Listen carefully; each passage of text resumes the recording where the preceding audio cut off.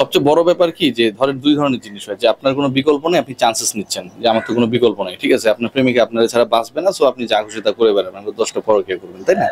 আরেকটা হচ্ছে যে আপনার বিকল্প নাই, সেটা আপনি বুঝতেছেন এবং আপনি আরো বড়, গুরুত্বপূর্ণ, সিগনিফিক্যান্ট, ইফেক্টিভ হওয়ার চেষ্টা করছেন, যে যেহেতু আপনার কোনো বিকল্প নেই, আপনাকেই এই দায়িত্বটা কাঁধে নিয়ে পারফর্ম করতে হবে। শ্রেয়াস আইয়ার সেদিন যে ইনিংসটা খেললেন, অসাধারণ একটা ইনিংস খেলেছেন, ওই সময় তার ওই ইনিংস খেলার কোনো বিকল্প ছিল না।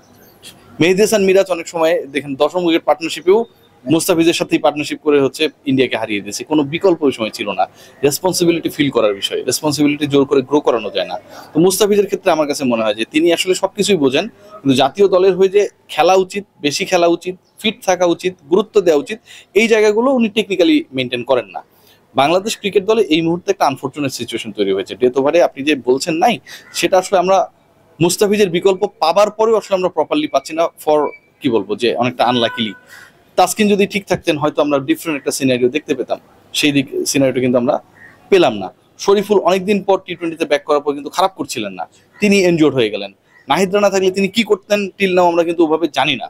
সো অনেকগুলো কোয়েশ্চেন মার্ক রয়েছে। আর মুস্তাফিজ যেহেতু লাস্ট টি-20টা খেলেছেন দেশের হয়ে, আবার তিনি আইপিএলে গিয়েও ভালো করেছেন, এই কারণে মুস্তাফিজের পিকচারটা বারবার সামনে আসছে যে সে থাকলেই হয়তো হয়ে যেত।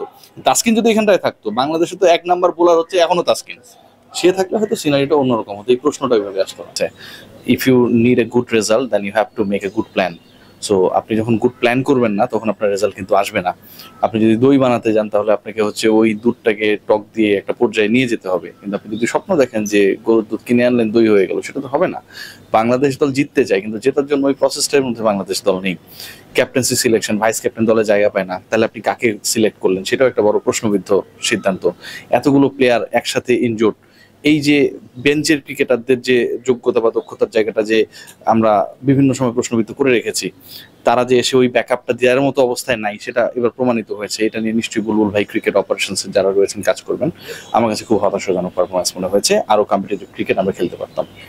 বিসিবির খুব শর্ট টার্মের জন্য একজন সভাপতি নিয়োগ দিয়েছে, সেই ক্ষেত্রে এই শর্ট টাইমে আসলে কতটুকু করা সম্ভব? আসলে ভালোবাসা এবং আন্তরিকতা থাকলে অনেক কিছু করা সম্ভব। দেখবেন যে অনেক পুরুষ মানুষকে দেখবেন যে তার লাইফের খুব অল্প সময়ের মধ্যে তার প্রেমিকা চলে যাওয়ার পর আর তিনি বিয়ে করেননি, প্রেমটা সে আজীবন ধরে রেখেছে। অনেক অপশনস ছিল, বিয়ে করেননি। আবার অনেক নারীকে দেখবেন যে স্বামী মারা যাবার পরেও সে বয়স থাকার পরও, সুযোগ থাকার পরও, অপরচুনিটি থাকার পরও তার স্মৃতি নিয়ে আছে। তো ব্যাপারটা কি, ব্যাপারটা হচ্ছে যে আপনার ইন্টেন্সিটিটা কেমন, আপনার ভালোবাসা কেমন, আপনার ডেডিকেশন কেমন। অল্প সময়ে মানে এই না যে আপনি খারাপ করবেন, আবার দীর্ঘ সময় থাকলে আপনি যে ফাটাই ফেলবেন তাও না। নাজমুল হাসান বাবুরা অনেক বড় সময় ধরে ছিলেন, তাই না? আবার ফারুক আহমেদ অল্প সময়ে এসে কিন্তু অনেক নাচার করে ফেলছে। সো ব্যাপারটা হচ্ছে ডিউরেশন না।